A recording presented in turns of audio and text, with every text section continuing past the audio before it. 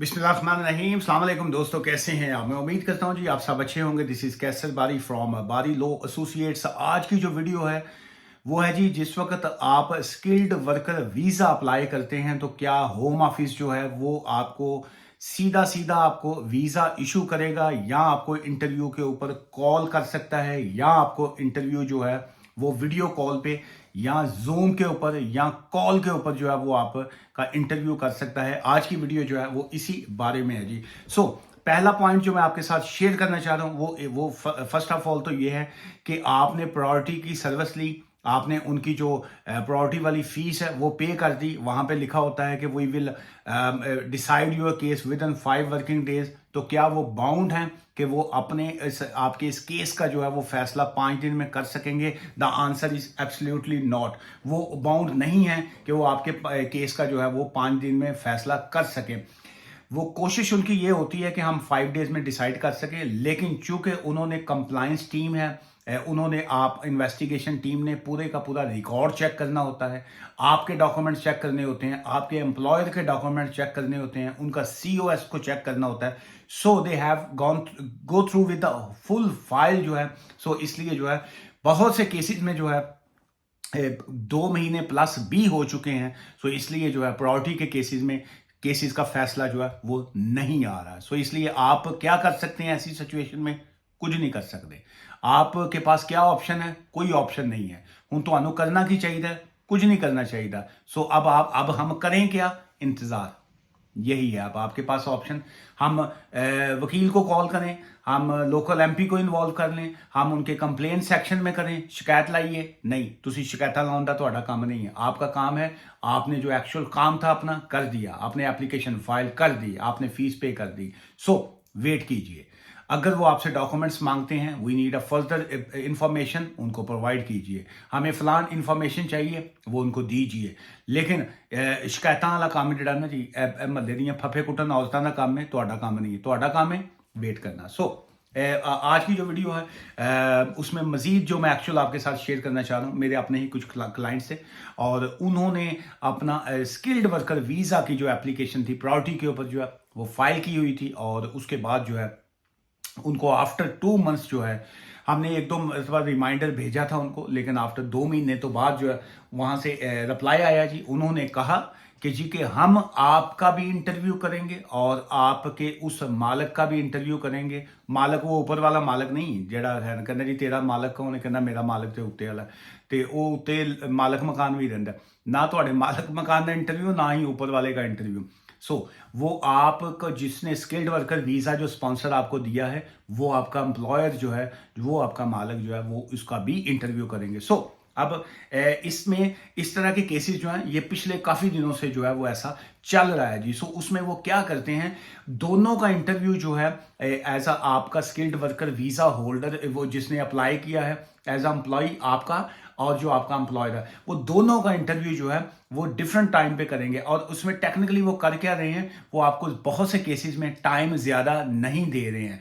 एक का interview let's say आपको एक डेट पहले ईमेल आती है और उसमें वो कहते हैं हम आपका interview so and so date को 10 दिन के बाद हम आपका इंटरव्यू करेंगे। अब जो ही उन्होंने इंटरव्यू आपका आपने कंफर्म किया, हाँ जी जी मैं रेडी हूँ, मेरा इतने बजे इंटरव्यू, आपको नॉर्मली जो है वो 2 वीक्स के अंदर अंदर जो है वो आपका इंटरव्यू जो है वो करेंगे।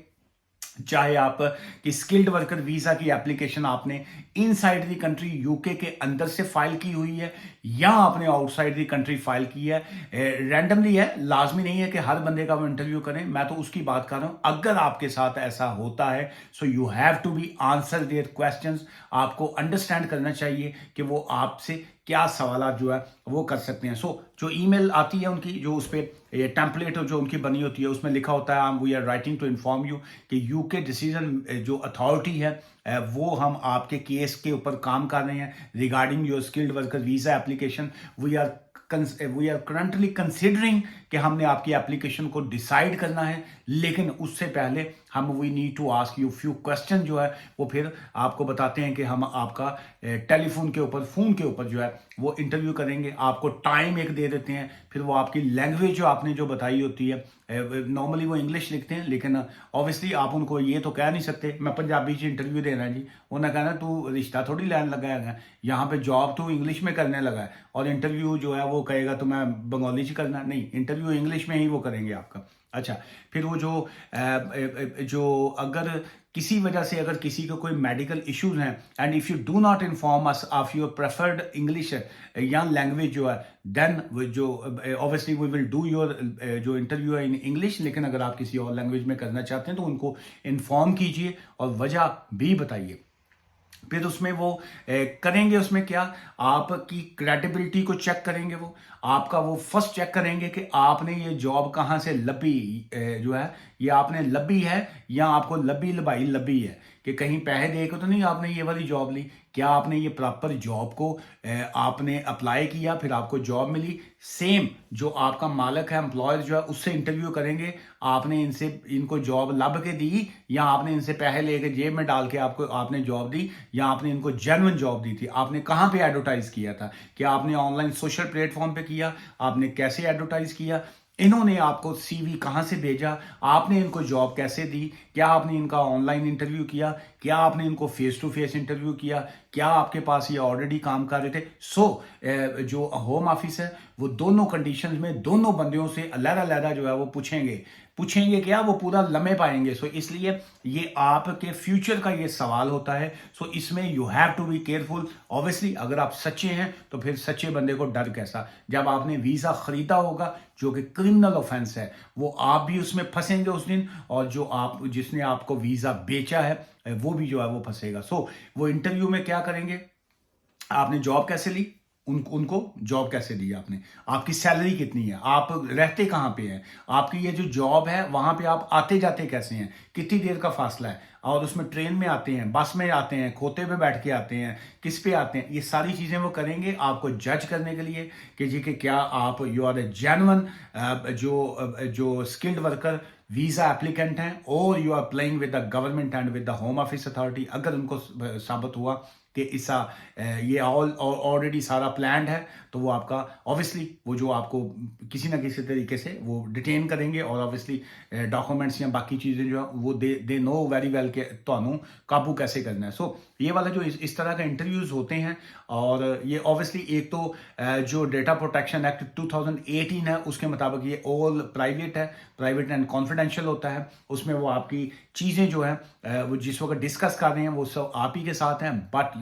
वो अगर चाहें तो आपकी जो बॉर्डर इमिग्रेशन एंड सिटीजनशिप जो इनका जो सिस्टम है वो आपका पुलिस के साथ, आपका एनएचएस के साथ, आपका रेलिवेंट बाकी अथॉरिटीज़ के साथ शेयर करके आपकी इंफॉर्मेशन जो है वो भी गैदर जो है वो कर सकते हैं जी। अच्छा, फिर उसके बाद आ गया कि please note that the interview could take up to 90 minutes to complete, कि हम 90 मिनट से ज़्यादा भी ले सकते हैं। 90 मिनट का मतलब है कि आप देख लीजिए कि 1 घंटे च 60 मिनट ने, तो 1.5 घंटा जोड़ा है ना जी, 1 घंटा जोड़ा इन्होंने पाया ना, बास का जो है 1 घंटा महंगा पै जाता है। ये 1.5 घंटा जो है इसमें वो आपसे बहुत से सवाल जो हैं वो कर सकते हैं, लेकिन अगेन अगर आप सच्चे हैं तो सच्चे बंदे को किसी तरह का डर नहीं है। अगर वो कहते हैं जी आप बीमार हैं, आप इल हैं, सिक हैं, किसी वजह से आप यहाँ आपका मालिक जो है वो अवेलेबल नहीं है, so you must inform us with in 24 hours of your preferred time जो दिया गया है उसमें अगर आप उनको चेंज करना चाहते हैं तो आपको उनको इन्फॉर्म करना पड़ेगा। ये इंटरव्यू जो है, your interview will be interviewed bye telephone by the home office interviewer and will be asked question regarding the application and the evidence that was provided with it, कि जो आपने एविडेंस दी है उस एप्लीकेशन के साथ हम उस आपके कॉस्ट को, आपकी उस एविडेंस को, आपके सर्कमस्टांसिस को, आपकी जॉब को, आपके एम्प्लॉयर को, हम तमाम चीज़ों को ये गो थ्रू होंगे, और फिर हम आपके केस का डिसाइड करेंगे कि जी कि क्या हमने आपको स्किल्ड वर्कर वीज़ा जो है वो इशू करना है, या आपको सज़ा करनी है, जुर्माना करना है, और जिसने आपको ये वीज़ा बेचा है हमने उसको किस तरीके से पकड़ना है। जेन्युइन एप्लीकेशन में, जेन्युइन चीज़ों में किसी तरह का कोई डर खौफ नहीं है। ये सब उनके लिए ख़तरा है जिन लोगों ने फेक या इस तरह की जो फजूल चीज़ें की होती हैं। दैट्स ऑब्वियसली, और जेन में आखिरी पॉइंट रखिएगा, providing a wrong information, providing a false information to home office and mislead the home office, उनको गलत ट्रैक के ऊपर गलत चीज़ें बताना, that's mean you are doing a criminal activity, आप इमिग्रेशन ऑफेंस करेंगे और वो आपके लिए जो है फ्यूचर में भी बहुत सा इश्यूज जो है वो बन सकते हैं। इसी तरह एक क्लाइंट थे, तो वो मेरे क्लाइंट नहीं थे, बहरहाल वो रिफ्यूज़ल लेटर लेके मेरे पास आए थे। तो जिस वक्त उन्होंने कुछ डॉक्यूमेंट्स जो थे वो जब उन्होंने उनसे मांगे गए, जब उन्होंने वो प्रोवाइड किए, वो उनको किसी साहब ने मशवरा दिया कि डे से आने नहीं है होम ऑफिस वाले, तू जो मर्जी दे दे, जिमें जी उन्होंने फुफी दे मुंडे सन। सो उसने क्या किया, वो अडोब जो वो सॉफ्टवेयर होता है उसके ऊपर एडिट करके, चेंज करके, कुछ डिटेल्स करके वो उनको भेज दी। तो उसके बाद होम ऑफिस ने उनका वीज़ा एप्लीकेशन रिफ्यूज़ की, वो अपील पे गया, वो रिफ्यूज़ल आई, जुडिशियल रिव्यू पे गए। हर तरफ से जो है सिर्फ एक उनकी गलती जो थी, जो किसी ने उनको समझाया कि आप ऐसे कर लें, कुछ नहीं होएगा। तो वो कुछ नहीं हुआ। वो जिसने मशवरा दिया ਉਹਦਾ ਤੇ वाकई कुछ नहीं हो, भावें हंसदा होवे, ला भी मैं तेरा रे बेड़ा गर्क करता। और जिसके साथ हुआ वो बेचारा पिछले 1.5 साल से जो है वो अभी धक्के खाता पी रहा है। सो इसलिए 2 नंबरी कभी ना कीजिए। दो नंबरी का रिजल्ट अल्टीमेट आप ही को फेस करना पड़ता है। मुझसे मिलना चाहें, अपॉइंटमेंट बना के कंसल्टेशन फीस पे करके आप मेरे पास तशरीफ ला सकते हैं। अदरवाइज फ़ोन कंसल्टेशन जो है वो भी ले सकते हैं, लेकिन फ़ोन कंसल्टेशन की भी मैं फ़ीस चार्ज करता हूँ जी। तो हमें याद रखिएगा। Take care, thank you, bye for now.